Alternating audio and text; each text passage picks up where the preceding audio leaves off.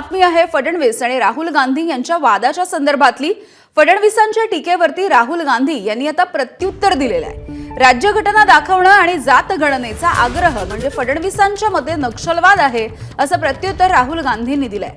भाजपची ही विचारसरणी बाबासाहेबांचा अपमान आहे असं राहुल गांधी यांनी ट्विट केलंय। बाबासाहेबांचा भाजप करत असलेला अपमान सहन करणार नाही असा इशारा सुद्धा राहुल गांधींनी दिला आहे। तर राहुल गांधी नेमकं टीका करताना काय म्हणतायत आपण बघूयात। त्यांनी हे प्रत्युत्तर दिलंय।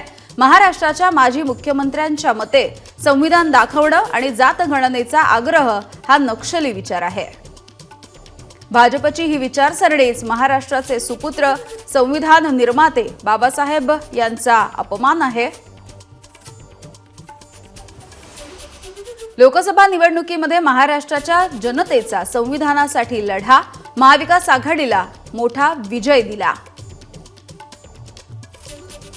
बाबासाहेबांचा अपमान भाजप सतत करतंय हे महाराष्ट्रामधली जनता सहन करणार नाही। संविधानावरती सतत सुरू असलेल्या हल्ल्यांना जनता काँग्रेस आणि महाविकास आघाडीच्या साथीने उत्तर देईल।